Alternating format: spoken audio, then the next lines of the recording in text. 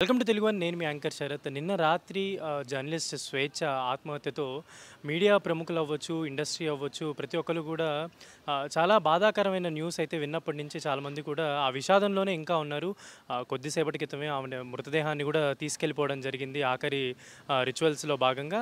అంతేకాకుండా స్వేచ్ఛ గారు గత 18 సంవత్సరాల నుంచి మీడియా ఫీల్డ్లో ఉంటూ తనదైన వాయిస్ని వినిపిస్తూ, అంతేకాకుండా ప్రతి చిన్న చిన్న అంశాలతో పాటు ప్రతి పెద్ద అంశాల వరకు కూడా ఆవిడ పోరాడుతూ తనదైన వాయిస్ వినిపిస్తూ జర్నలిజంలో పనిచేస్తూ వచ్చింది. అంతేకాకుండా ఉద్యమాల నుంచి కూడా ఆవిడ చిన్నప్పటి నుంచి పనిచేయడం అవ్వచ్చు, ఇంకా ఇవన్నీ చూసుకోవచ్చు. అంతేకాకుండా పుస్తకాలు రాస్తుంది, అంతేకాకుండా రచనలు కూడా చేస్తూ ఉంటుంది. జర్నలిస్ట్ స్వేచ్ఛ నిన్న మరణించిందని తెలుసుకున్న తర్వాత చాలామంది మీడియా ప్రముఖులు కానీ, తనతో పాటు పనిచేసిన ఫ్రెండ్స్ అవ్వచ్చు, జర్నలిస్టులు అవ్వచ్చు, మీడియా ప్రతినిధులు అవ్వచ్చు, యాంకర్లు, రిపోర్టర్లు అందరూ కూడా ఒక ఒక ఒక ఒక షాకింగ్కి అయితే గురయ్యారని చెప్పుకోవచ్చు. అసలు ఎందుకు ఆవిడ ఇలా చేసుకోవాల్సి వచ్చింది? అయితే గతంలో ఆవిడకి ఒక వివాహం అయ్యి అది డైవర్స్ వరకు కూడా వెళ్ళిందని చెప్పి, డైవర్స్ అయ్యిందని కూడా చెప్తున్నారు. అంతేకాకుండా పూర్ణచంద్ర అనే వ్యక్తితో ఇటీవల కాలంలో జరిగిన ఈ సంభాషణలు కావచ్చు, ఇవి కూడా తన ఆత్మహత్యకి కారణాలని చెప్పి కూడా చాలామంది చెప్పడం జరుగుతుంది. మా అమ్మాయి స్వేచ్ఛ మామూలుగా మహిళలంటే అనిగి మనిగి ఉండాలి, జీ హుజూర్ అని ఉండాలి అనేటటువంటి ఆలోచన లేదా మీకు? ఏదైనా సవాల్ చేసేటటువంటి ఒక ఆలోచనతోనే ఉండేది. ఎవరి దగ్గరైనా కానీ ఒక పులి పిల్లలాగా మాట్లాడేది, ఒక సింహంలాగా దూసుకుపోయేది ఆమె. అట్లాంటి ఆమెను పూర్ణచందర్ బాదావత్ అనేటటువంటి ఒక కల్చరల్ ప్రోగ్రామ్స్ చేసేటటువంటి టీ న్యూస్లా సంతోష్ ఎంపీ సంతోష్ కుమార్కి ఒక పిఏగా నేను ఉంటున్నా. గ్రీన్ ఇండియా ఛాలెంజ్, కోటీశ్వరుణ్ణి, నీకెన్ని కావాలంటే అన్ని చేసేస్తా, నీకు విల్లాలు కట్టిస్తా, నేను మినిస్టర్ని అవుతా అని చెప్పేసి రాజకీయ పార్టీ ప్రోద్బలంతో ఒక డబ్బు మదముతోని నా బిడ్డను ట్రాప్లో పెట్టేసి నా బిడ్డకు అలాంటి హత్య చేసిండు పూర్ణచందర్ బాదావత్. ఆయనను కఠినంగా శిక్షించాలి అని చెప్పేసి నేను కోరుకుంటున్నాను. ఇంకా ఏ మహిళలను, చాలామంది మహిళల్ని ఆయన చాలామంది ట్రాప్లో పెట్టి ఆయన చాలామంది జీవితాలను నాశనం చేసిండు. కాబట్టి ఏ రాజకీయ ప్రోద్బలం ఉన్నా సరే మొత్తం జర్నలిస్టులంతా కూడా మీకు ఒక జర్నలిస్టు సింహమే. అందరికీ క్లాసులు చెప్పేది, మహిళా జర్నలిస్టులకు మీటింగులు పెట్టి క్లాసులు చెప్పేది, వాళ్ళు పరిష్కారం చెప్పేది. ఆమె ఎన్నెన్ని పుస్తకాలు చదివింది, నేను కూడా చదవలేదు అన్ని పుస్తకాలు. ఆమె అమ్మా నువ్వు ఎందుకు భయపడతావు, నేను నాది నేను చూసుకుంటా కదా అని చెప్పేసి నాకే ధైర్యం చెప్పినటువంటి ఆ అమ్మాయిని ట్రాప్ చేసి ఆమె జీవితాన్ని ముగించేలా వాడు చేసిండు. వాడే హంతకుడు, వాడు హంతకుడు అని చెప్పేసి ఇవన్నీ కేసు పెట్టి ఇవన్నీ శిక్షించాలి, వాడిని జైలుకు పంపాలి. ఇంకా వానికి మద్దతు ఇచ్చినటువంటి ఎవరైనా ఉన్నా సరే వాళ్ళందరినీ కూడా శిక్షించాలని చెప్పేసి, అలాంటి వాళ్ళ పట్లన అందరూ మహిళలందరూ కూడా అప్రమత్తంగా ఉండాలి, మెలకువతోని ఉండాలి. ఎంత ధైర్యం ఉన్నా సరే వాళ్ళను కూడా ట్రాప్లో పెట్టేటటువంటి తెలివిపరులు, మోసకారులు ఈ పితృస్వామిక సమాజంలో ఉన్నారు. కాబట్టి అందరూ కూడా అలర్ట్గా ఉండాలి, మెలకువగా ఉండాలి. ఆమె ఎప్పుడు కూడా ఎవరికి తల వంచలేదు ఆమె. కాబట్టి ఆమె అంటే చాలా మందికి కోపం ఉంటుంది, అమ్మో ఆమె అంటే ఇట్లా మాట్లాడేస్తుంది అని చెప్పేసి. అందుకోసమే ఎవరైనా సరే మాట్లాడే దాంట్లో, ఆమె ఉద్యమించే దాంట్లో, ఆమె రచనలలో అవన్నీ కూడా ఆమెను ఆదర్శంగా తీసుకొని మనము ముందుకు పోవాలి. అలాంటి ఇంకా ఘటనలు జరగకుండా మనం అందరం కూడా మెలకువతోని ఉండాలి, ఇవన్నీ శిక్షించాలి. శిక్షించే వరకు జర్నలిస్టు మిత్రులు కానీ ఇంకా ఎవరైనా సరే అన్ని సంఘాల వాళ్ళు, మహిళా సంఘాల వాళ్ళు, రాజకీయ పార్టీల వాళ్ళు కూడా ఎవరు ముందుకు వస్తారు ఆ నేరస్తుని శిక్షించడానికి, కాపాడుతున్న వాళ్ళు ఎవరో ముందుకు రావాలి అని చెప్పేసి నేను డిమాండ్ చేస్తున్నా. ఇప్పుడు చిన్న పాప ఉంది కదమ్మా, పాప పరిస్థితి ఏంటి మేడం? మేము బాధలో ఉన్నాము. పాప పరిస్థితి ఏం చెప్పమంటారు చెప్పండి? ఆ పాప వాళ్ళ అమ్మ కోసము ఏమి జరుగుతుంది, మా అమ్మకని తెల్లవార్లు నిద్రపోకుండా మా అమ్మ గొడవ జరిగింది అని కాపలా ఉన్నది మా మనవరాలు. ఆమె కాపలా ఉన్నది. వాళ్ళ అమ్మని రక్షించుకోవడానికి కోసమే వాళ్ళ అమ్మతో ఉన్నది. వాళ్ళ అమ్మకి ప్రమాదం జరుగుతుందని చెప్పేసి ఆమె వాళ్ళ అమ్మతో ఉన్నది. ఆమెకి ఎన్ని కష్టాలైనా భరించుకుంటున్న మనవరాలు చాలా 14 సంవత్సరాలే, కానీ ఆమెకు చాలా నాకంటే ఎక్కువ ఒక మెచ్యూరిటీ అనేది ఉన్నది నా మనవరాలకి. అందుకోసము ఆమె అమ్మాయి ఏమంటారు అనేది మీరు అడిగితే మేము ఏం చెప్పమండి. ఆ అమ్మాయి కూడా నిర్ణయించుకుంటుంది. మనం అందరం ఉన్నాం కదా, మద్దతు చేస్తాం కదా, ఏ సమస్యలు ఉన్నా ముందర ఉంటాం కదా. ఇదే స్ఫూర్తి, వాళ్ళ అమ్మ స్ఫూర్తిదే ఆమె నేర్చుకుంటుంది. ఆమె కూడా అన్నిటికీ వ్యతిరేకంగా, ఈ అణచివేతకు వ్యతిరేకంగా, ఇలాంటి మోసాలకు వ్యతిరేకంగా ఆమె కూడా పోరాటం చేస్తుంది, నేర్చుకుంటున్నది. వాళ్ళ అమ్మ చావుతోని, వాళ్ళ అమ్మను హత్య చేసిన దాంతోని ఆ అమ్మాయి నేర్చుకుంటున్నది. ఈ మగవాళ్ళు ఎంత మోసకారులు ఉంటారో ఆమె చిన్న వయసులోనే ఆమె అనుభవించింది, నేర్చుకుంటున్నది. అందుకోసమే ఆ పాప నిర్ణయించుకుంటుంది.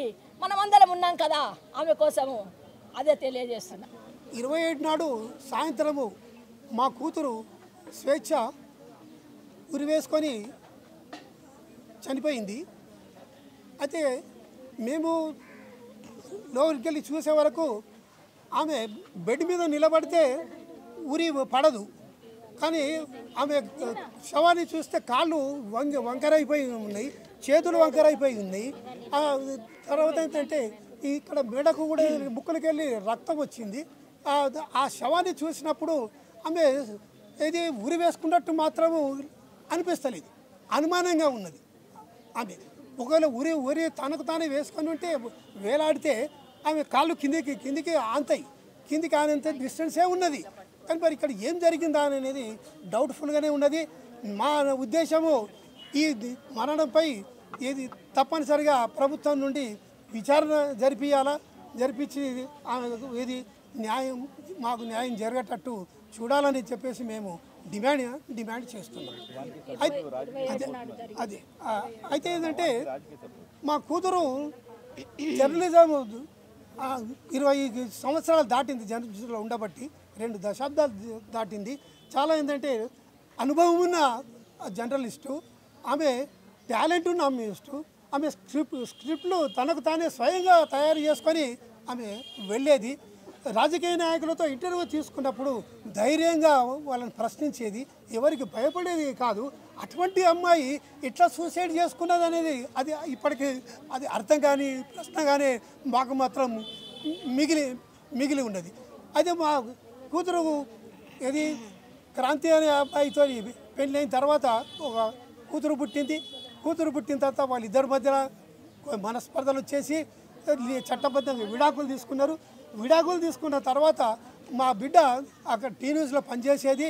వీడు పూర్ణచందర్ కూడా అదే టీ న్యూస్లో వాడు ఏదో కల్చరల్ ఇన్ఛార్జ్గానో ఏమో ఉండేవాడంట. ఈమెకు విడాకులు కాగానే వాడు మా బిడ్డ వెంటబడి వాడు చెప్పిండు 26 తారీఖు నాడు నా కూతురు ఏంటంటే, నాన్న మేము కలిసి ఉండలేము, మేము విడాకులు తీసుకుంటాము, నువ్వు వెంటనే వచ్చి మాట్లాడు అని అంటే నేను వెళ్ళి మాట్లాడినా. ముందు నా కూతురుతో మాట్లాడినా, నేను లేదు నాన్న గట్టిగా నిర్ణయం తీసుకున్నానని చెప్పింది. తర్వాత వాడితో మాట్లాడినా. అప్పటి వరకు నేను వాడికి మాకు సంబంధం లేదు, వాడి ముఖం కూడా నేను చూడలేదు. అదే ఫస్ట్ టైము. వాడు ఇంకో స్నేహితుడు కూడా ఉన్నాడు, ఇద్దరు ఉన్నారు. వాడు నాకు చెప్పడం ప్రారంభిస్తూనే మొట్టమొదటిగానే మేము 5 సంవత్సరాల నుంచి కలిసి ఉన్నాము స్వేచ్ఛ, నేను 3 సంవత్సరాలు వెంటబడి నేను ఆమెను కలిసి జీవించడానికి ఒప్పించుకున్నాను. ఇప్పుడు మేము 5 సంవత్సరాల నుండి కలిసి ఉంటున్నాము. కానీ మా మధ్యలో కొద్దిగా మనస్పర్ధలు వచ్చినాయి, అప్పుడప్పుడు గొడవ పడుతూ ఉండేవాళ్ళం. మరి ఇప్పుడు మాత్రము ఉండలేము అనేసి అని అనుకుంటున్నాను అని వాడు చెప్పి, మరి మీ అభిప్రాయం చెప్పండి అని నన్ను అడిగాడు. నా అభిప్రాయం నేనేం చెప్పేది, మీరు నిర్ణయం చేసుకోండి, మీరు నిర్ణయం చేసుకునేవాళ్ళు మీరు అని చెప్పేసేసి నేను వెళ్ళిపోయినా. ఇక నేను పోయిన తర్వాత వాళ్ళు మళ్ళీ ఏం గొడవ పడ్డారు, ఆమెను ఏం టార్చర్ చేసిండ్రు ఇక నాకు తెలియదు. నేను వెళ్ళిపోయిన తర్వాత నా కూతురు డ్యూటీకి వెళ్ళిపోయింది. టీవీలో ఒక ఫేస్ బాగానే కనబడ్డది. నేను మా మనవరాలను అడిగాను, అమ్మ ఎట్లుందిరమ్మా మరి అని అంటే లేదు నాన్న, అమ్మ ఏది సంతోషంగానే ఉన్నది, ఇది అబ్బా పీడ విరుగుడైంది అని నేను మాట్లాడింది. అని మనవరాలు చెప్పడంతో నేను కొంచెం రిలాక్స్ అయ్యాను. లేకుంటే కూతుర్ని ఏం చేసుకుంటుందో ఏంటిదో అని మళ్ళీ కొద్దిగా అనుమానంతోనన్నా ఆమె వెంట ఉండేవాడిని. కానీ ఆమె ఫ్రీగానే ఉన్నదని చెప్పడంతో ఇక నేను ఇది బిడ్డ దగ్గరికి వెళ్ళలేదు. నిన్న కూతురు ఏది స్కూల్కి పంపించిన తర్వాత కూతురు డ్యూటీకి పోతుంది అని అనుకున్నాము. మాకు మనవరాలు తాతయ్య నువ్వే వచ్చి నన్ను తీసుకురా అని అంటే సరే అమ్మా అని నేను వెళ్ళేసేసి తీసుకొని ఇంటికి తీసుకొచ్చిన తర్వాత ఆమెకు స్టేషనరీ కావాలంటే ఇప్పించి మళ్ళా ఇంటికాడ దింపే వరకు దింపిపోయినా. నేను కిందనే దింపిపోయినా, పైకి వెళ్ళలేదు, గేట్ దగ్గర దింపిపోయినా. పాప పైకి పోయి డోర్ కొడితే తీస్తలేదంట. అక్కడ వాచ్మెన్కి చెప్తే వాళ్ళు వచ్చేసిండ్రు. తర్వాత మళ్ళీ పాప నాకు ఫోన్ చేసింది, తాతయ్య నువ్వు వెంటనే రా, వెనుకకు రా, అమ్మ పలుకుతలేదు, లేస్తలేదు అని చెప్తే నేను వెళ్ళాను. నేను 8:30 వరకు నేను వెళ్ళే వరకు డోరు పగలగొట్టేసేసి పెట్టిండ్రు. పగలగొట్టగానే బయటకు వెళ్ళే శవము లోపల రూమ్లో వేలాడుతూ కనపడ్డది. ఇది జరిగింది. అయితే దీనికి నాకేంటంటే నాకు ఖచ్చితమైన బలమైన అనుమానం ఉన్నది. పూర్ణచంద్ర వాడు ఏమైనా చేసి ఉంటాడా అనేది. ఆమెను సూసైడ్ చేసుకోవడానికి వాడు అన్ని విధాలుగా పురికొల్పి ఉంటాడు, ప్రోత్సహించి ఉంటాడేమో అనేది నాకు డౌట్గా ఉంటుంది. దీని మీద ఖచ్చితంగా ప్రభుత్వము ఇది సిబిఐతో న్యాయ విచారణ జరిపించి నిజాలు తేల్చి వాడికి చట్టబద్ధంగా కఠినంగా శిక్షించాలి. ఇక భవిష్యత్తులో వీడి ద్వారా మరే అమ్మాయి ఆడపిల్ల బలి కావద్దు, నష్టపోవద్దు అనేది నా యొక్క కోరిక.